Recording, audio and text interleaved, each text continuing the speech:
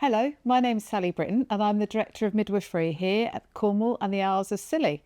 I'd like to welcome you to our services. What an exciting time for you as you embark on your family life together. The main thing really is just to make sure that you relax and do enjoy all of our services. Ask loads of questions. Our main focus for you is that your care is safe, personalised and of a really high quality. So make sure you stay in contact with us and give us any feedback. Thank you. Once you have had your baby, you will continue to receive care from your midwifery team. This might not be your named midwife as they don't work every day. Your care will be individualised to you and your baby's needs, but I am going to talk about the standard care you may have. If this is your first baby, a midwife will see you the day after you come home. If this isn't your first baby, then a midwife may call with you on the phone and assess whether you need to be seen that day. If you have come home from hospital and you haven't heard from a midwife by 12 o'clock the next day, please call the triage number. A postnatal contact consists of checking how you feel, both physically and emotionally, asking if you feel comfortable with your stomach and your breasts, assessing your blood loss, offering to check stitches if you have them, offering support with feeding, and discussing safe sleeping and coping with crying. It is also an opportunity for you to ask any questions you might have. You may be invited for a newborn infant physical examination or NIPE check for your baby if this was not done in hospital. You might need to travel for this. This needs to take place within 72 hours of the birth. You will receive a telephone call on day 3 following the birth and can be seen on this day if you need. We offer newborn screening on day 5, which involves a blood test for your baby, and we will also offer to weigh your baby again on this day. It is normal for your baby to lose some weight. If the weight loss is more than expected, we would support you with a feeding plan and additional support.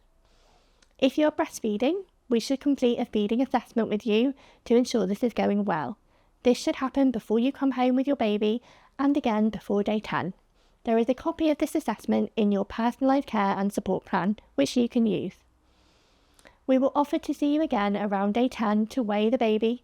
You may also receive your first health visiting appointment around this time, where hearing screening can be performed. Once your baby is between 2 to 4 weeks old, you will be invited to a discharge clinic, where you will be able to weigh baby yourself and discuss any concerns or questions you might have. This is a group clinic, so you will have the opportunity to meet other families with babies a similar age. The midwifery team will give you some health promotion information, and you will be able to be discharged to the care of the health visiting team. If at any point in your postnatal care you need additional support, please always use the triage number, available 24/7. We will support you in your feeding choices, however you choose to feed your baby. Newborn babies have very small tummies, so they need to feed regularly. To ensure your baby is getting enough milk, look out for early feeding cues, such as head turning, rooting, or bringing their hands to their face, and offer them a feed straight away. Lots of skin-to-skin contact is really reassuring for your baby. It's great for bonding and also encourages them to have a feed. Your baby should be having at least 8 feeds in 24 hours, although they may feed more than this, and your baby should seem content after most feeds. Keep an eye on your baby's nappies. You should see plenty of wet nappies that are getting increasingly heavy with urine. And your baby should be having at least 2 poos a day. The first poos are dark and sticky, but they should be changing to green and then to yellow by 5 days after the birth. If you are breastfeeding and your baby is latching and feeding well, your nipples should be comfortable and your breast should become fuller and heavier. Your milk comes in 2 to 3 days after the birth. Make sure to discuss any concerns about feeding with a midwife and call the triage line if you are concerned your baby isn't feeding enough or is feeding less than normal, as this can be a sign your baby is unwell. Most babies may have some level of jaundice, and this can be normal. For most babies, this will not cause a problem. Your baby may have a yellowish colour to the skin or whites of the eyes. Jaundice is more difficult to see in babies from Black or Asian families. However, a yellow colour may be seen in the whites of the eyes for these babies. It is really important that your baby feeds regularly, at least 8 feeds in 24 hours. If your baby is very sleepy or not waking for feeds, this can also be a sign of jaundice. This is more common with babies born early or via an instrumental delivery, and these babies may need more monitoring and possibly treatment within the hospital. Jaundice will not cause a problem for most babies, but it is important that you call the triage midwife on 01872 258 000 if you are concerned about your baby, and they will arrange a check the same day. This check may be done in the community, or you may be requested to go to the hospital for this. It is very important to try and keep babies safe from infection, particularly in the first few weeks of life. Babies have immature immune systems, which means that they are particularly at risk from infections. Infections that may be mild in older children or adults, but can be life-threatening for babies. There are some key things that everyone can do to reduce the risk of serious infections in babies. It's important to follow thanks, think, hands, and no kisses. It's important not to visit a baby if you are ill or have recently been ill. This includes active cold sores as well as diarrhea and vomiting illnesses. Staying away until you're fully recovered is a key part of keeping babies safe from infection. Spotting infections in babies. It can be difficult to tell when your baby has an infection, as infections can cause lots of different signs and symptoms, and babies can't say how they feel. But trust your instincts, and if you feel that something is not quite right with your baby, seek help from your midwife, health visitor, GP, NHS 111, or visit an emergency department if you are worried.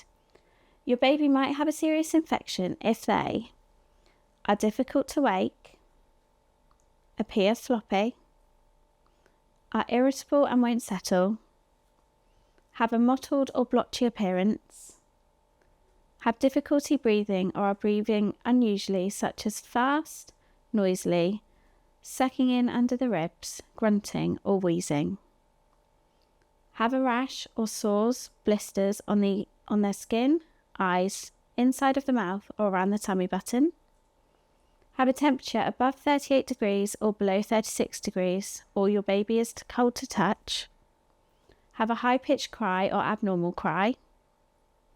You should also keep an eye on your baby's wet nappies and feeding, and speak to your health professional if they have had fewer than 2 to 3 wet nappies in a 24-hour period.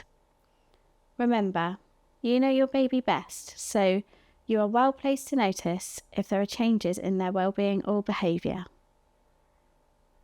It is important to get help if you are concerned that your baby might have an infection.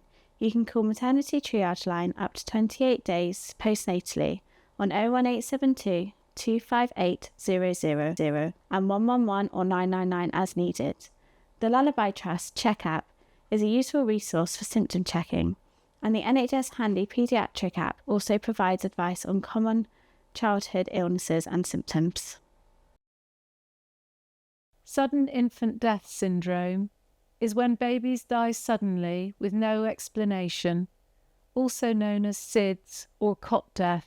To reduce the chance of SIDS, babies should follow this key advice for baby sleep. Put them on their back for every sleep. Keep them smoke-free day and night in a clear, flat, separate sleep space. The safest place for a baby to sleep is in their own clear, separate sleep space, such as a cot or Moses basket. Whatever space you choose, follow these guidelines. A firm, flat mattress with no raised or cushioned areas. No pillows, duvets, bumpers, or weighted bedding. No pods, nests, or sleep positioners. And make sure your baby's head is kept uncovered so they don't get too hot. Try to keep the room temperature between 16 and 20 degrees so your baby does not get too hot or cold, and make sure bedding is appropriate for the time of year. Place baby at the bottom of the cot so they cannot wriggle under the covers. This is called feet to foot. Remember, if using a sleeping bag, no extra bedding is needed. Breastfeed if you can. Breastfeeding your baby for the first 2 months halves the risk of SIDS. Safer sleep for babies, whether you choose to bed share or it is unplanned, there are some key risks you should avoid. It is dangerous to share a bed with your baby if you or anyone in the bed has recently drunk any alcohol, you or anyone in the bed smokes, you or anyone in the bed has taken any drugs that make you feel sleepy. If your baby was born prematurely before 37 weeks of pregnancy or weighed under 2.5 kilograms or 5.5 pounds when they were born, bed sharing more safely. If sharing a bed with your baby, follow the same principles mentioned before. Put baby on their back to sleep. Ensure they are in a clear space where there is nothing that could fall over their head, such as a pillow or a duvet. Place baby in their own sleeping bag. Ensure your baby cannot fall out of bed. Unplanned changes to routine can lead to increased risk to babies. Consider what you need to ensure your baby sleeps safely away from home as well as in their usual sleep space. If you follow this advice, the chance of SIDS is very low. If you have any questions, ask your midwife or health visitor or contact the Lullaby Trust. Caring for a newborn baby can sometimes be frustrating, and these emotions can build up. Babies cry is their only way to communicate with us, but this can be difficult to deal with, especially when combined with sleep deprivation. Most babies will start to cry more from 2 weeks, and this will peak at 2 months and then begin to reduce. Although comfort measures can sometimes help, such as feeding, changing, or holding and rocking your baby, sometimes babies continue to cry even when all their needs have been met. It's a good idea to consider how you might cope with this during your pregnancy. Are there friends or family who can support you? Make a plan to ensure your mental health is cared for too. There are charities such as Crisis who you can call for help if you are struggling with your baby's crying. If you think your baby is crying an unusual amount, always consult a healthcare professional and trust your instincts. You know your baby best. It's important to never shake, hurt, or roughly handle a baby, and this does sometimes happen due to frustration. It's okay to walk away if you have checked your baby is safe. You can find more information on the ICON website. I am unshakable. It's 7 in the morning. Finally home from a hard night's graft. I'm beyond tired. Can't focus, my body hurts. The missus is in bed sick. And then there's Jack. My sweet baby Jack. And he sounds like a drill hammering in my head. He's been crying solid for what feels like hours. Okay, 20 minutes, but look, little man, what do you want? You're not ill, your temperature's fine, you're fed, I've changed your nappy, I've tried everything. I've rocked you, held you skin to skin, even sang to you, and I thought that I'd cracked it for a moment. You stopped, but here you go again. Your mum's trying to sleep. I'm trying to sleep. So why won't you sleep, Jack? I'm so tense, my shoulders, my head. What do you want me to do? No, wait. It was that leaflet from the midwife, and the health visitor has mentioned it too, now I think of it. That said something about crying. Infant crying is normal and reaches a peak about, 6 weeks. Right. And then all the techniques I've already tried. But he's still not stopped. And if these don't work, check the baby is safe. It's okay to walk away for a few minutes to calm down. Never ever shake your baby. This will pass. I can cope with crying. I'm unshakable. I just have to accept sometimes he won't calm down. That's normal. Okay. I feel more in control. I would never shake him, but I don't know, it's scary. I wasn't in my right mind. Just one small shake would hurt him or even cause his death. Jack's neck can't support his head much yet. It can't cope with such movement. One moment of madness and... I'd never forgive myself. This phase will stop. I promise, little man. Babies will cry. I can cope. I am unshakable. We are unshakable. Eh, little man? To learn more about coping with crying, just follow the link on screen or talk to your health visitor.